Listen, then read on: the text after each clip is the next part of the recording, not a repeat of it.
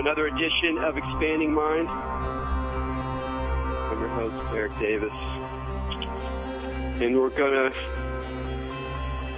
unpack the connections between cultures and consciousness, including the culture of technology. Lately, I've been reading a lot about systems theory, which can mean many different things to many different people, but has at its core the cybernetic insight that knowledge and arguably the way that we construct reality has a fundamentally circular process. You put in the input, it loops around, gets outputted, the output becomes back in as an input. We construct things on the fly. Now, that might sound kind of abstract, but I'm really happy today because we can flesh it out with historical reality through a discussion with Fred Turner, our guest today, who is the author of a book that I just totally love, From Counterculture to Cyberculture, which has been out about 5 years.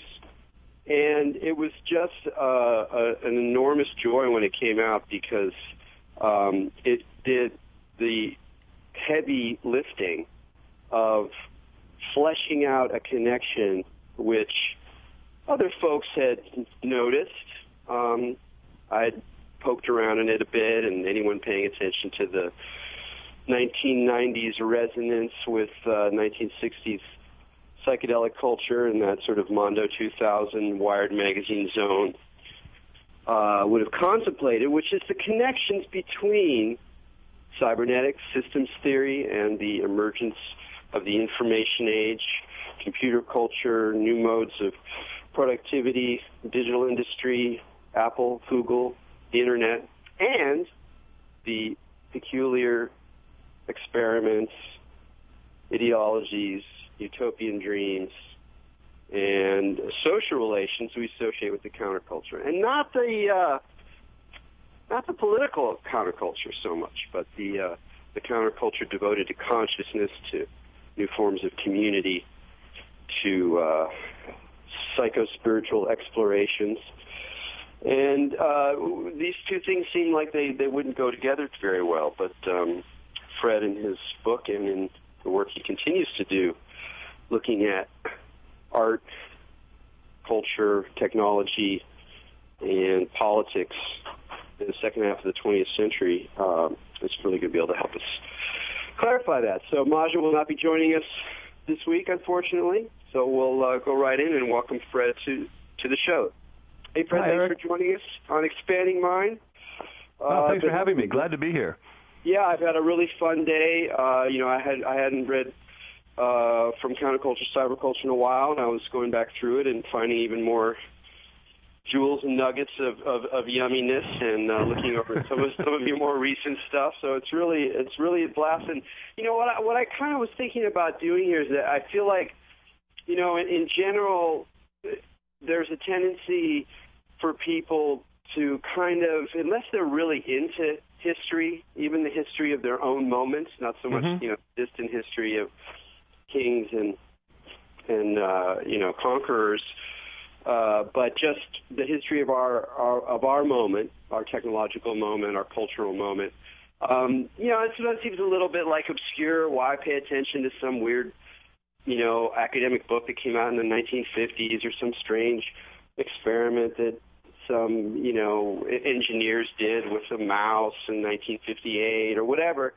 And yet, it seems that the story that you tell in your book and that more largely shapes your work, it's really incredibly important thing for people to understand, And I think of it as two ways, and so I'm just going to set up these kind of two big ideas and maybe, ask you to help flesh it out or show the way that your work deals with it. One is that something remarkably new and transformative happened, or a whole set of things happened, but they share a lot during and immediately after World War II. That in some sense, the world changed, and it changed technologically, it changed philosophically, it changed politically, it changed culturally. That something or many things happened that have a certain shared quality. There's sort of a bifurcation point in World War II.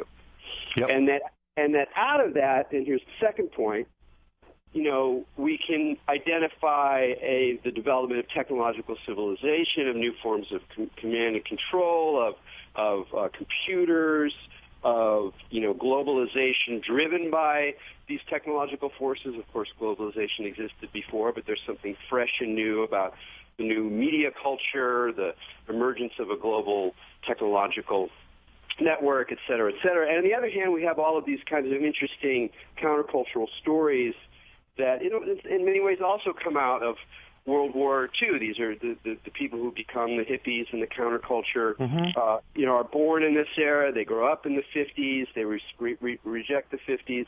And we think of those as very different contributors to our current moment, when we're still kind of living in a consumer culture that's marked by these some of these countercultural values.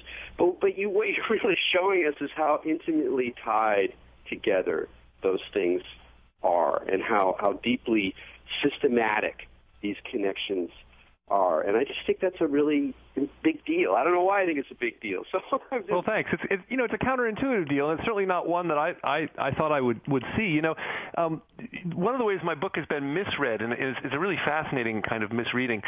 A number of reviewers have said, "Wow, it's great. Turner finally showed us how hippies brought us the personal computer."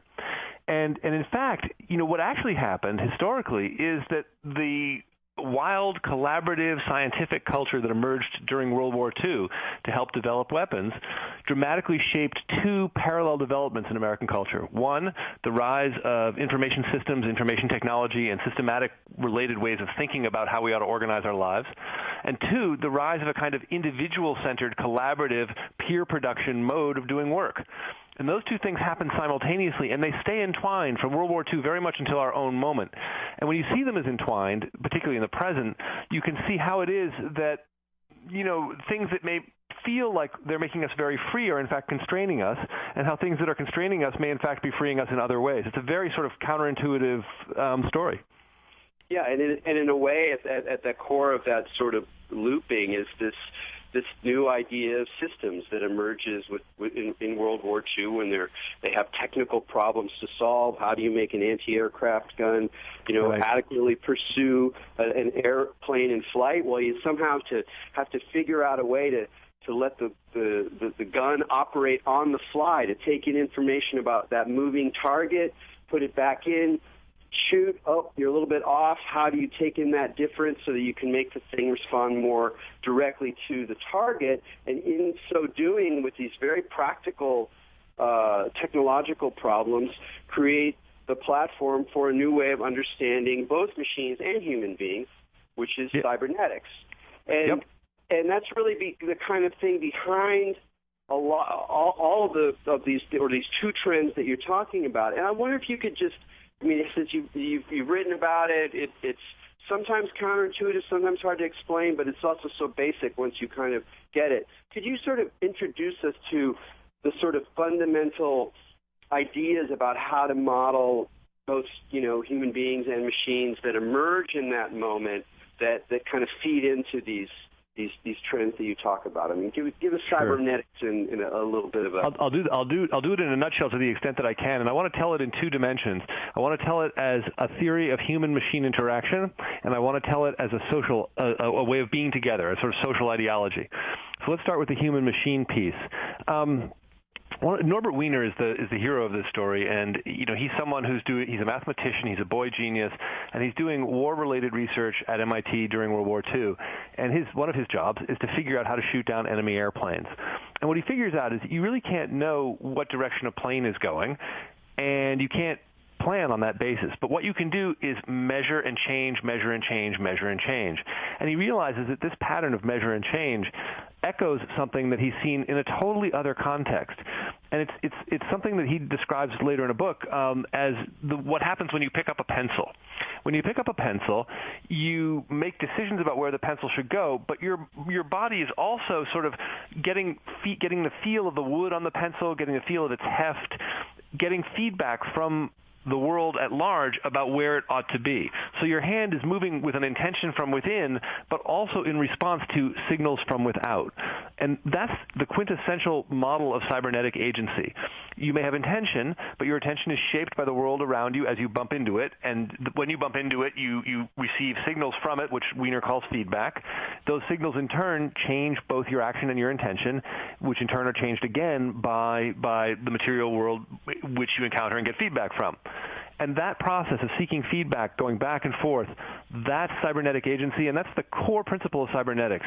It's a vision in which control is managed through communication between material and immaterial things, and in which people act independently and yet somehow together. The second piece I want to tell, so that's the human-machine piece, the sort of pencil-in-hand story. The other piece I want to tell, though, is a story about cybernetics as a social regime. One of the things that happened in World War II that was tremendously important was that under the pressure of the need to develop weapons really quickly, large-scale institutions, mostly state-sponsored and universities like MIT, brought together teams of specialists from lots of different specialties and just smashed them all together and said, guys, we'll give you whatever you need, go figure it out. And that world was a world in which collaboration was something that was hard to do, but you had to do it really fast. And you needed a language through which to collaborate. Cybernetics provided a kind of universal, everyday lingua franca for that community. And it provided a way for people to understand themselves as simultaneously hyper-individual and parts of systems. That understanding, that kind of very collaborative, simultaneously hyper-individualistic and systemic understanding of what it means to be together and work together has come right down from the 40s to our own time. When you see peer production, when you see open source software, when you see those kinds of collaborations, what you're really seeing is World War II military weapons development collaboration made into a much more widespread social phenomenon. So those two things, cybernetic agency with regard to man and machine, and cybernetic stories for organizing collaborative peer-based production occur simultaneously and come down through time together. Well, I'm sure a lot of people listening, just when you were talking about these principles that the scientists were operating under, were probably like flashing on if not their own experience in the workplace or doing, collaborative work with people, just the sort of ideas that have been floating around the internet age and the sort of mind frame of digital capitalism. But the story you tell then is about how the sort of way that those kinds of styles of collaborating developed is that while they continue to develop to some degree in the sciences, and in fact one of the things that seems interesting about cybernetics in the way that it mirrors on the social level, on the actual way that people are coming together, some of its concepts, which is a really interesting thing in itself, that it develops this interdisciplinary language. It's like this robust interdisciplinary language that allows people from sociology, anthropology, computer science, neurology to all get on more or less the same page. And at the same time, those kinds of scientists are coming together and they're meeting and they're doing productions and things like that. So it's a good model for the production of knowledge, but it's also a great way to make art, make cool parties, maybe try to redesign your social living space. So talk a little bit about how this very technocratic innovation driven by the exigencies of war migrated into the sort of humanistic and ultimately countercultural frame. Sure, will do. So we have several stories that we tell ourselves about World War II in the 50s that aren't true. One of the stories that isn't true is that the 50s were a locked-down, closed-world kind of era. There were ways and places in which that was partly true, but there were also spaces like the military-industrial complex that were actually radically open, really collaborative, hyper-collaborative, open in such a way that they were not only open to scientists, but open to social thinkers, artists, and all those people flowed through and were together. They were open to radically different sexual styles, radically different races. You'd be amazed at the openness of the Cold War military establishment. Simply astonishing to me now. So that's one of the stories. I think the other story is that science and science and the state were sort of on one side of a fence, and the counterculture and the art world were on another side of the fence, and they didn't actually meet. And that's also not true. In fact, they interacted constantly. Cybernetics was an idea that was born out of a series of conferences, not only with scientists, but with anthropologists like Margaret Mead and Gregory Bateson, other social scientists, who were in turn public figures writing very well-regarded public books. Norbert Wiener's first two books on cybernetics, the book Cybernetics and then The Human Use of Human Beings, which came out in 1948 and 1950, respectively, were both bestsellers, despite the fact that the book Cybernetics was about half mathematical equations. And they were bestsellers because they offered people a vision of a society that was deeply collaborative, deeply systemic, in which they could still be individuals. And I think that's really important. That vision traveled into the art world in New York in the late 50s, early 1960s, mostly through the work of John Cage. John Cage had been reading cybernetics, so had a series of performance artists, some associated with a group called USCO, the US Company, where Stuart Brand, who would later found the Whole Earth Catalog, was a participating artist. Those folks had all read cybernetics. They had all begun to imagine that it would make sense to themselves build collaborative, technology-centered spaces in which to be playful that could serve as models of a new kind of community. One other word is really important here. It's actually two words, and they are information and consciousness. For Norbert Wiener, the thing that holds the world together is information. What puts you in conversation with the physical world around you is the fact that it's sending you signals and that you're receiving them through your nerves. And you're sending signals back out to the world by the movements of your body and your mind. According to Wiener, the world is basically a system of information, and our job is to perceive it and work within it. The counterculture, particularly the new communalist wing of the counterculture, took up that idea and transformed it really into the idea of consciousness, that if we could simply find a way to share the proper consciousness, we could build a kind of society that wouldn't be hierarchical, wouldn't be militaristic, but would in fact be collaborative and open, ironically just the way that the military-industrial research complex was. And so in that way, ideas developed to facilitate multidisciplinary collaboration inside wartime laboratories became the basis of communal dreams of multidisciplinary, non-bureaucratic, collaborative, consciousness-centered community. And that fed directly into the counterculture.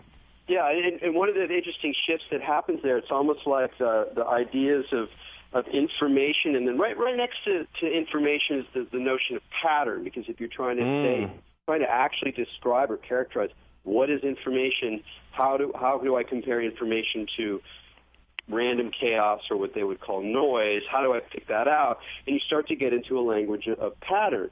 And patterns are, of course, also what allow the different disciplines to talk to each other. So you create something like the idea of a feedback loop where, you know, a system's output becomes its own input after it passes through an environment. And you can draw it as a circular process. And I see that circle like, oh, that's a simple pattern. And then even in different fields, in anthropology, you know, Bateson trying to describe how Alcoholics Anonymous work on the one hand, and somebody else trying to describe how a frog's nervous system responds to a fly in another sense, can both go, oh, there's something circular about this process, or there's something about the way that pattern then functions as a way to jump between different communities, different individuals, different things. Right. But those ideas of pattern, like that's also, you just have to move it like one or two steps, and it becomes profoundly spiritual and metaphysical. And what's wonderful about this, it makes you be able to look at the often hazy rhetoric of the 70s movements and recognize that they're actually doing something more than just going, we're all one, man. They're actually saying, hey, there's a way to be in the world such that more ecological or systematic properties can draw us together. And yes, they enchant it, or they take drugs and they experience it as if they're in a group mind, or the whole party is just like one thing that's happening. And people kind of can dip into those sorts of experiences, but there is a rigor there as well, even if it often looks kind of fuzzy. And some of the artists, like the USCO, is a great example of something that I didn't know about before I read your book. But they were like doing both. They were reading these guys. They were thinking scientifically. They were using machines. They were using multimedia, all these things that we would recognize now. But they also really much had this kind of larger mystical sense that there was this deeper pattern that they were discovering, and a kind of group mind working working through them. So what is that? How do you see that idea of kind of taking consciousness in the direction of the kind of group mind or the larger mind, or this very hazy idea that you come across in hippie texts and things, but it seems like it's linked to something, pretty more concrete in some ways. So I'm very drawn to the idea of group mind as a person, as a living person. I love the idea of a kind of diverse, distributed intimacy with others. As a historian, I'm really disturbed by the idea of group mind, because the way that it works out on the ground is very different than the ideal, I think. If we go back to the 60s and early 70s, the communes that were formulated around the notion of a group mind and a shared consciousness tended to be racially discriminatory. They tended to be incredibly gender segregated and heteronormative. They tended not to be liberated at all. And one of the things about a turn to group mind as a way of organizing a social world is that it takes away the tools that you have for negotiating explicitly in language the distribution of resources. And it tends to make things a matter of cool. If you're cool enough, if you're in touch with the vibes, you can rule. If you're not, well, sorry, you don't get the bananas today. And so that's been a real challenge. So I'm drawn to the mystical side of the vision as an opportunity to open up to a more leveled, collaborative way of being together and a more intimate way of being together. And I think that's grounded in the leveled, collaborative, intimate way that scientists worked together in the 40s that helped shape that world. At the same time, I think its effects in the 60s were radically contrary to what we hoped they would be, and I think that's been sad, and it's very sad for me. It sort of broke my heart when I was writing the book, because of course I went into the book hoping to find the roots of something that I really loved. Let me say one note about the "We Are All One" moment. We're used to that being a 70s moment. It's not actually a 70s moment. It's actually a 1948 moment. 1948 is, and this is in my new book. I have a new book about the 40s and 50s, kind of a prequel to the old book, and be coming out this fall. In that I talk about how 1948 is a moment when we Americans imagine ourselves as global citizens in a way that's just dissolved from our memory sense. In 1948, a majority of Americans were willing to turn over control of the American armed forces to a world government.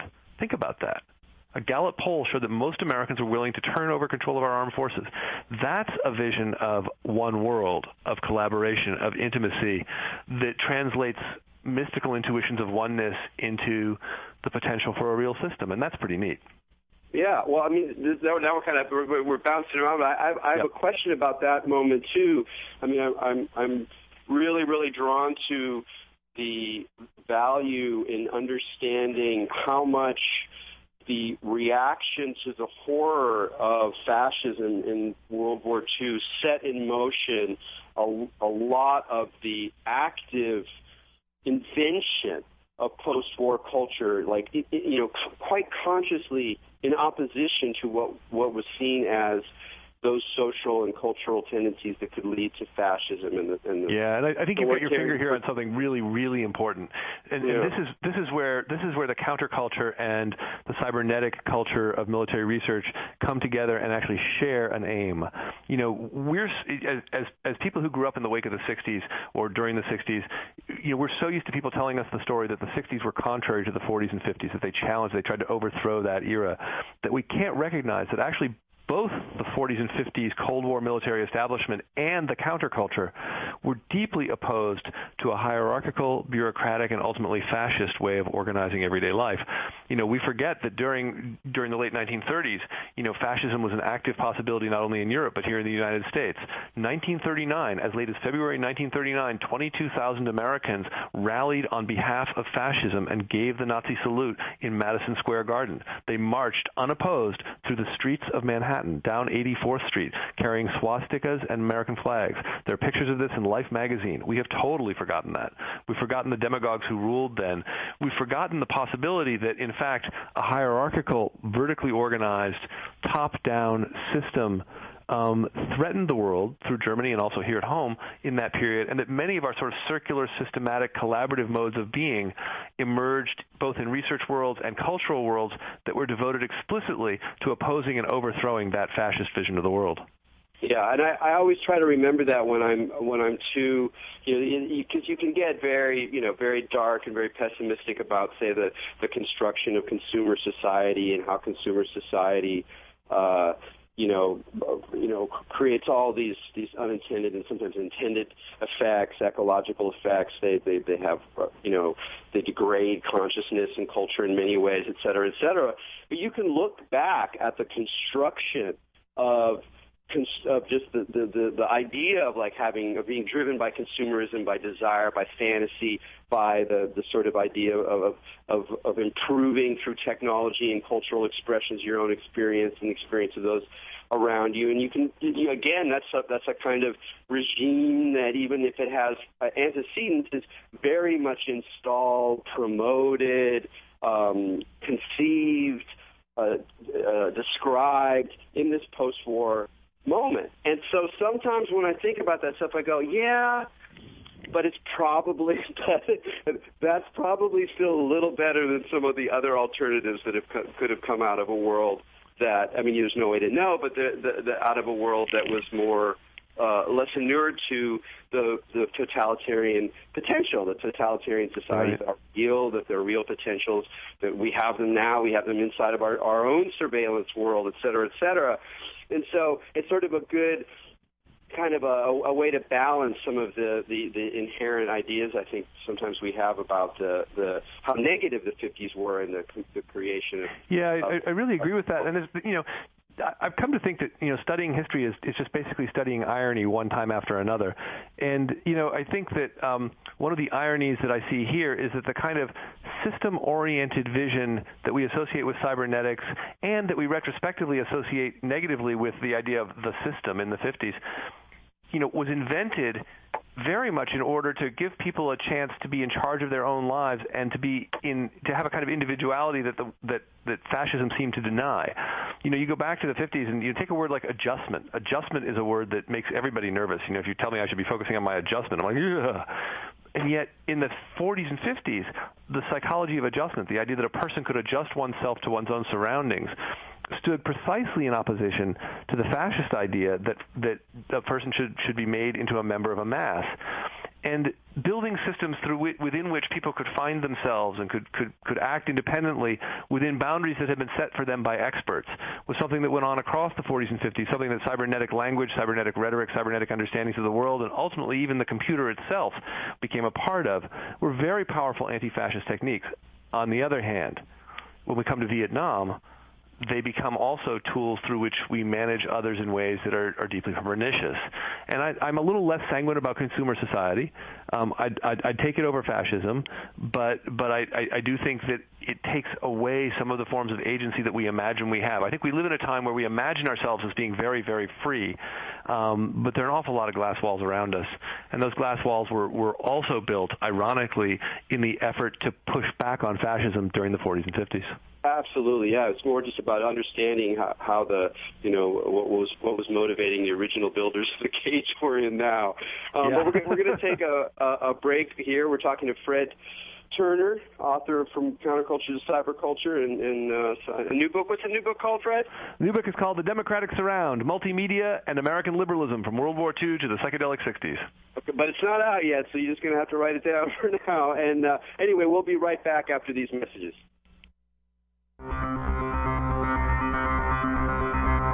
Welcome back to Expanding Mind. I'm Erik Davis here on the Progressive Radio Network, and we're talking to Fred Turner, professor of communications at Stanford University, about the history of cyberculture, counterculture, and new modes of digital production. I this morning also had the chance to read fascinating piece, wonderful, very clarifying piece you did on Google and Burning Man. In a way, you end your cyberculture book with a discussion of Wired magazine, which for someone of my generation, I wrote for Wired in some of those early years. Was a very important signifier of this weird shift as like countercultural values and the freedom and hedonism associated with the personal computer and the internet got mixed up with like these sort of conservative libertarian business ideas, and it was just such a bizarre artifact of these the multiple strands that go into the sort of what do you want to call it, the more progressive communalist side of the internet, the way we think about it, it's like a place of community and a connection and all of these things, but it's all bound up with the business industry and the whole logic of global information capital, and it's just such a bizarre thing that Wired was this kind of almost feverish, like a fever dream of the connection between these various things, and one that was really trying to tell a very particular kind of story, and in a way, in a different way, but that Burning Man has a kind of in the flesh expression of the same kind of countercultural hipness or play or self-expression in the last couple of decades, and also makes these connections with technological industry, with new forms of capitalism. So I'm kind of curious I know you went to Burning Man, when you first went to it, like how quickly were you able to kind of see through the garish carnivalesque aspect of it and kind of go, this is actually not that different from the ways that people who work in Silicon Valley, which is your basic argument. I'd love to hear about. Right. Well, I think what struck me first is that I went to Burning Man because I had encountered it first at Google. I was doing some visiting at Google, and I went into their main lobby on the Mountain View campus, and at that time, this is a number of years ago, there were a whole lobby's worth of pictures of Burning Man, shirtless fire spinners. And I'm like, wait a minute, I'm in a corporate lobby, and I had just finished the Counterculture book where all the computing worlds I looked at were things like IBM, where it was sort of blonde wood and wool and, secretaries and all of that. And suddenly I'm in this company where there's pictures of these fire spinners everywhere. I'm wondering, what is going on? And so I went out to Burning Man, and I was struck pretty quickly by something that has really come to stick with me, and it's the idea that Burning Man is to new media manufacturing like Google what the Protestant church was to mass manufacturing, like at Ford. And let me spell that out a little bit. So Max Weber, the sociologist, made his living showing how the social structure that emerged in the Protestant church literally mirrored and helped make sense of and legitimate the social structure that managed the everyday factory world. When you went to a Protestant church in, say, Cincinnati in the early part of the 20th century, the bosses sat up front. The workers sat or stood out back. The hierarchy of the factory manifested in the church. And by the same token, the spiritual legitimacy of the church gave folks a chance to rehearse and valorize the hierarchy that managed the factory. Right, and also the values that you would need individually in order to be a productive worker. Exactly. The kind of way you organize your own sense of time. Well, I'm going to work now and be a devoted worker, so in the future I can reap the rewards of my long, fidelity to the corporation, and you can see the same kinds of values being inculcated on a religious level as well. But it's very different with Burning Man. Yeah, it is different with Burning Man, and Burning Man is really interesting. So I interviewed a whole group of engineers who go to Burning Man. I interviewed a lot of people, and one of the things I kept hearing was something like this: I get to do at Burning Man what I want to do at work but can't. And Burning Man is a place where you go and you build a campsite together. You depend entirely on yourself and your friends. Collaboratively, you tend to make a work of art. It's often a technology-centered work of art. The art making actually goes on year-round in Silicon Valley. My neighbors have been building their Burning Man carriage all year.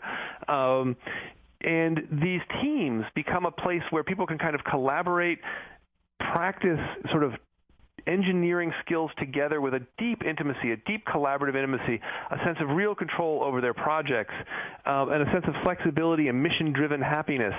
That's exactly what many of them are looking for at work, and that actually mimics the organization of engineering at Google. I had to wonder why a company like Google would spend as much energy as it does supporting Burning Man, and it does spend a lot of energy supporting Burning Man. In 1999, it virtually shut down so that everyone could go. Erik Schmidt was hired in part because he went to Burning Man. For the Googlers, I think, for the engineering side of Google, Burning Man is a kind of festive mirror of collaborative engineering practice. And it's a festive mirror that works at a kind of ideal level, the way that the church works at a kind of ideal level of the factory in Max Weber. It's a place where you can practice acting out the spiritual ideals of creative engineering, collaboration, future forward-looking work. It's also a place where you can build an individual reputation as a creative builder. And individual reputations are how you organize work inside a place like Google. It's not hierarchical. It's not a bureaucracy. I mean, there's hierarchy, but very little compared to what might have been at, say, Ford in the 50s. Instead, it's a place where teams of engineers cluster together, make stuff, and check out one another and see who's doing really good work, and then form a new collaborative and go do that work. And that's just exactly how Burning Man works as well. Yeah, and that's, so there you have a perfect blend. It's almost like the two streams that you were identifying before, meet again, where on the one hand you have a sort of artistic, bohemian, collaborative, environmental, building situations rather than building, discrete art objects, although there's, of course, a lot of discrete art objects as well, but they tend to have a situational or interactive character. And at the same time, the sort of, grandchildren of those early research labs in World War II, except now, designing items that increasingly blend, kind of break down the distinction between, functional technologies that help us live efficient lives and forms of media or expression or pleasure that have as much to do with entertainment or things that we think about it in terms of our more cultural lives, which is part of what makes the whole development of digital technology so weird, is that it's very targeted and resonant with many different aspects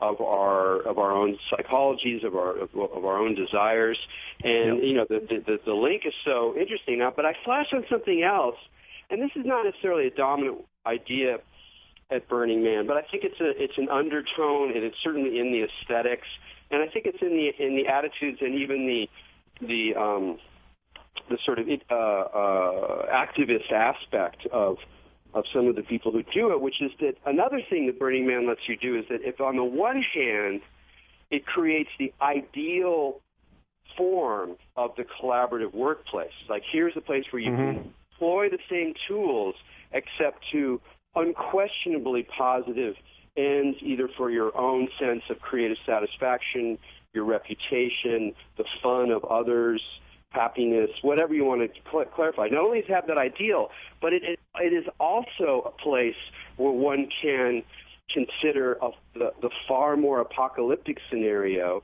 that the whole juggernaut of technological production is, in a very dire straits, and that easy to imagine a kind of collapse. So that Burning Man also plays with a vision of a kind of exuberant collapse in a way that the people who are in technology, even if they are disturbed by the same news reports and big picture sentiments as everyone else, cannot afford to do. That is not the way a corporation works.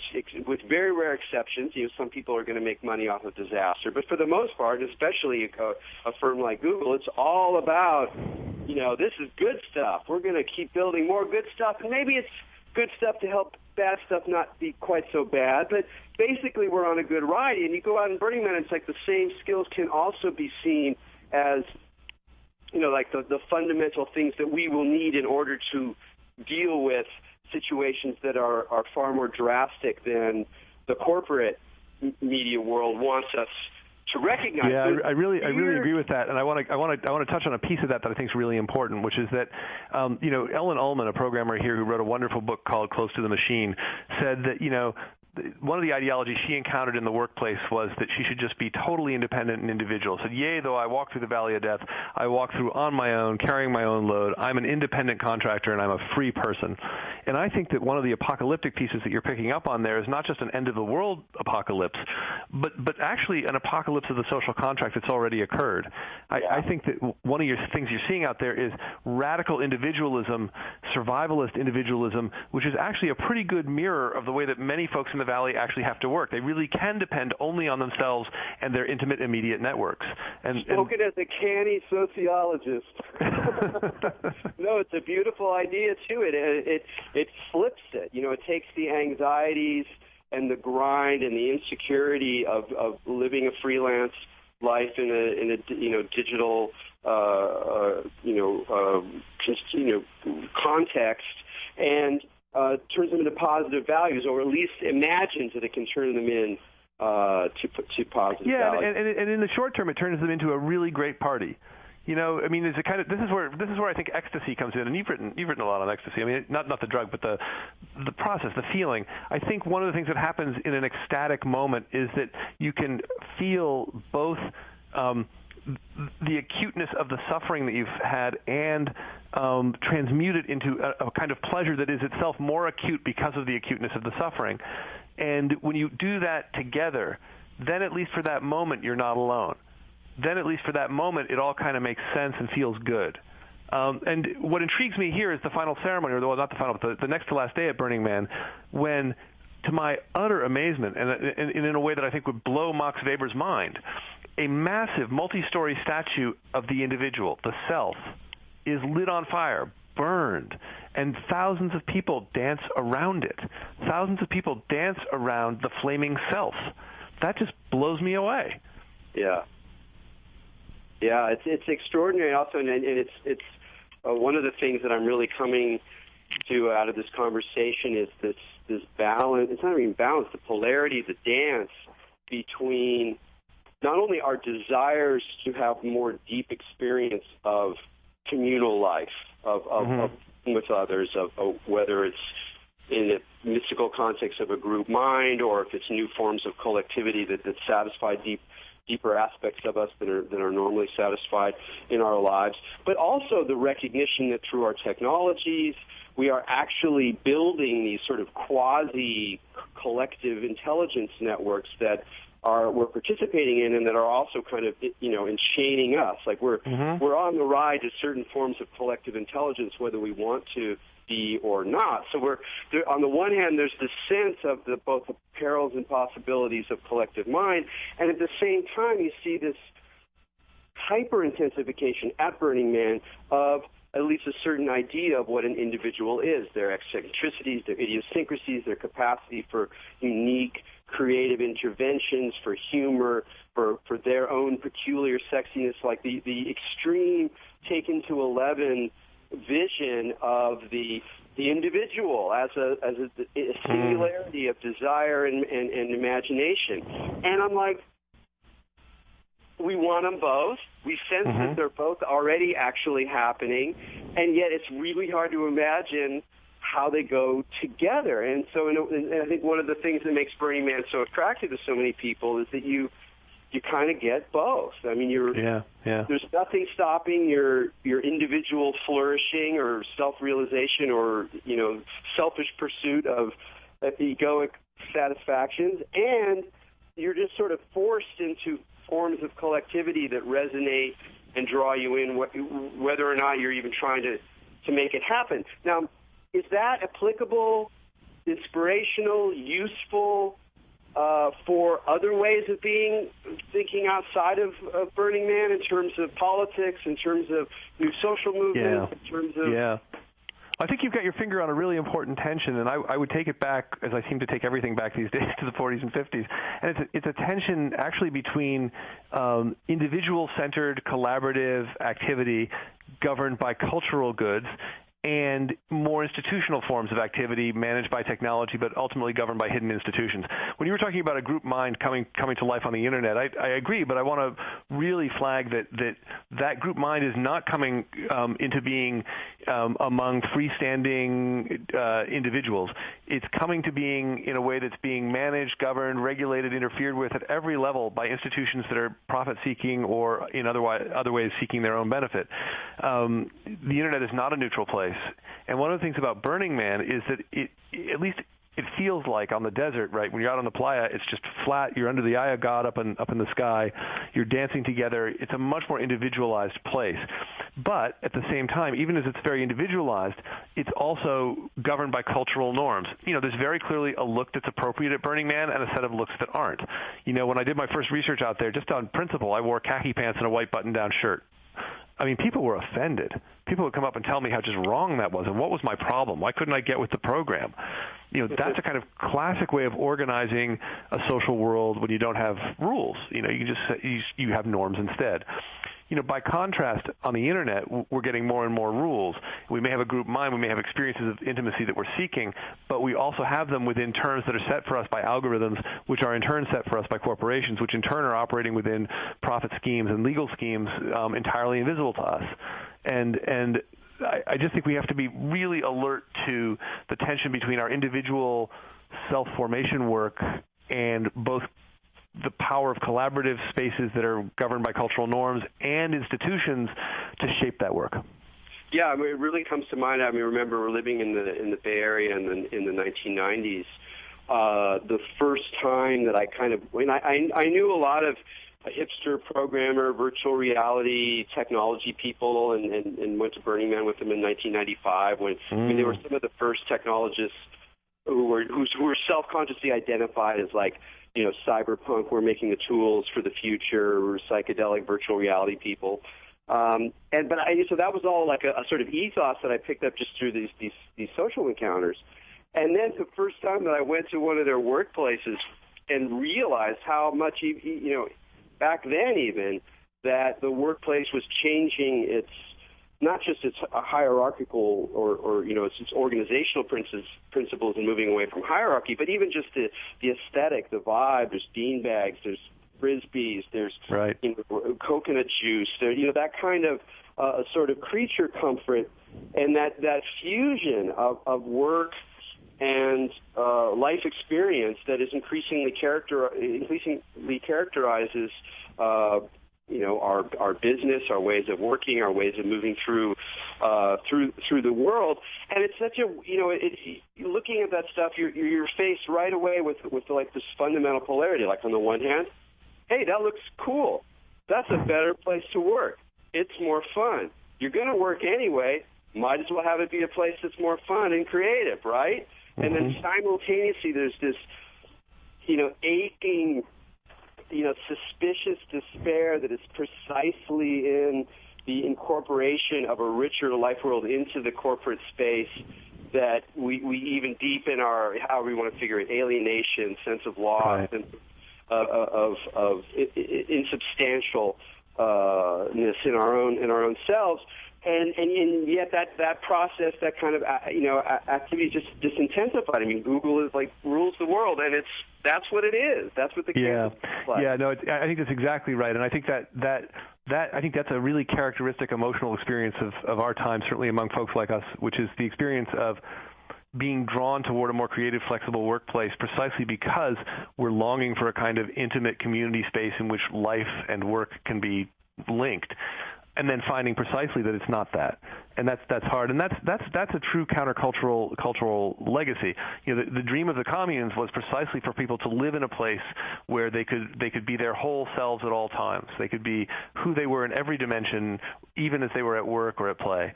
And that dream, I think, is something that's available as a kind of cultural resource for Google. There's another piece, though, that I really want to flag both for Google and for the new communalist part of the counterculture, and that's the politics of race and class. Class more than race, actually. The world of coconut juice and, beanbags is not the world of all Google employees. There are thousands of people who work at Google who work in call centers in the most regimented conditions. The cooks and kitchen workers at Google who serve those fabulous meals, make very low salaries and have very limited child care options.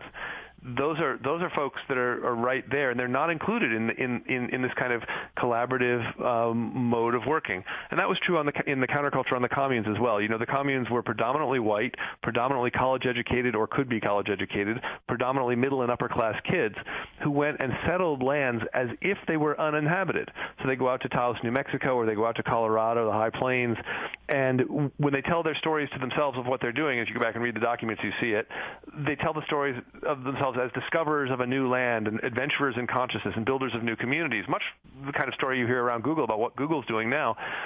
what they don't tell you is that they're parachuting down into places that have been occupied by Mexican Americans and Native Americans for hundreds and sometimes thousands of years, and that they're bringing with them an entirely alien culture, and they don't really want to have much to do with the local culture. And that's a challenge in our own information era as well. This kind of collaborative, self-centered world that Burning Man celebrates and legitimates is a world that's open to elites. Everybody's welcome here as long as they're the right kind of people. And yeah, go ahead. No, I just said that's a scary vision. That's a vision that's perilously close to the redlining of the 50s. Yeah, that in some ways you can look at it as just an extension of educational systems, because in some ways the kinds of communities, the kind of collaborative space, the kind of sense of creativity, but with focus and drive that you get in a place like Google among engineers or whatever, is really just an extension of certain ways of organizing education. And we see this harsh divide in terms of the opportunities and the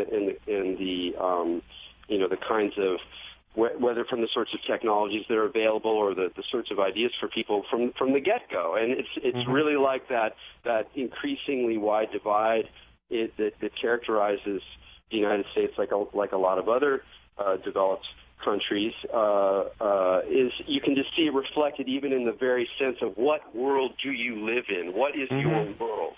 Is this world yours or is it not yours? Do I, in the sense of being empowered to be able to interact with that world? And so I guess what my question is, it's always sort of dangerous to get like, what value can we extract? What's the best attitude? Because, of course, it's always mixed. It's always confusing. We're always, sort of like cybernetically sort of probing and taking in signals and revising our map, and it's always on the fly. But have you come to believe that it's important for us to take an increasingly skeptical and resistant view of the way in which particularly information capital weaves us in as users and as workers into this kind of world of creative expression under certain institutional requirements? Do you see that as something that it's actually kind of time to become more critical and more adamant? So I do see it that way, and I see it that way in two dimensions. One dimension is I think very much in the way that you just described it. I teach a course here called Digital Media and Society that works very hard at kind of exposing the political economy of digital media. And I think in that space, I very much want our students and users in general to be literate in the many ways that institutions and powerful forces are shaping our ostensibly individualized and independent experience online, and through that literacy, begin to develop tools perhaps to challenge that distribution of power. There's a second level issue that I've come to think a lot about in the wake of the 60s, and I haven't really got a good language for it, and it's not quite as tied to the internet, but it still sort of is, and I want to say what I think that is. I think something that I've seen in the counterculture and again in some elements of internet culture is a tremendous embrace of people like ourselves. That is people going out and finding others like them and building cultures around that. And I actually think that the great challenge facing our country is one of turning toward folks who are not like us, folks who are different from us, folks who hold views that are reprehensible to us, and trying to figure out how we can collaborate and get along. I think collaboration's really easy if you're collaborating among people who already share cultural styles and norms and who can lean on those as they come together to do things. I think collaboration's really, really hard when you have to work with folks who are very different than you are. And that's, I think, the challenge that nobody's talking about right now, and we need to get our arms around it. Yeah, I really hear that a lot. I mean, this is a slightly random thought, but recently I've been thinking about the problem of how people can feel connected with other people who are really in distant places, and there's a what kind of concept or set of practices can we have that allow us to not just fantasize that we have some connection with the 80-year-old Syrian woman who's in some camp in Jordan, right, or whatever it is, it's not just because we're watching it on TV. It's not because we're looking at it in the news. I'm like, well, where would it sit? And it's, for me, it has to sit somewhere between our bodies and the fundamental processes that we go through as social creatures: birth, death, love, loss, these kind of basic things that are much, like, the more basic, the better. The more simple, the better. It's something about becoming very sophisticated and attentive to the most basic and ordinary things, that it's in that zone that it's easier to connect with people who are in a very different. I really agree with that. And so my very first book many years ago was a book about how Americans remember the Vietnam War, and I spent several years working with traumatized combat vets who were some of the nicest men I'd ever known, and yet who had universally, in the group I was working with, done extremely violent things. And when I talked to them about how they had come to do such violent things, they invariably told me stories about how their ability to recognize other people as like themselves had been destroyed systematically, first in their military training and then on the battlefield. And so what I think makes for the possibility of collaboration across difference that you're pointing to so rightly are what I think of as structures of empathy. These are ways of turning our attention precisely to the things that you were just pointing to the everyday, to our body and your body, to the sharedness. When we go to consciousness and systems levels visions, it gets abstract in a way that makes it hard to appreciate the kind of quiddity of the other person. I think that is where we need to turn our attention. And to the extent that we can preserve our empathy for one another, that's what gives us grounds for collaboration. Yeah, I really hear that. I mean, the whole empathy as a media, empathy as a way, as like an active channel. It's really interesting. I mean, that's a whole other topic I'd love to have, do a whole other show on, just thinking and talking around empathy. And I think it sort of lurks on the edges of a lot of things, and it has to do with some of those same drives towards, large collectivities and those kinds of more abstract ideas, but it's rooted, I think, in a different way. Well, we're going to have to wind it up here. I wanted to give you the opportunity to tell people about where they could find more of your writing or some of the other projects that you're involved. Well, thank you. So I have a website where all my writing, all my short-form writing is, and where you can also find my books. It's http://Fred Turner, one word, FredTurner, .stanford.edu, fredturner.stanford.edu. You'll find my writings there, and I'd be delighted to hear from you. Yeah, that's great. And your book will be out in the fall. I'm sure I'll learn even more because it's a zone I know less about than the Democrats around. The Democrats around. It will be out in the fall. Okay. Well, thanks a lot, Fred. Good. Thank you, Eric. Really appreciate it. All right. From all of us here at PRN to you out there, keep your minds open.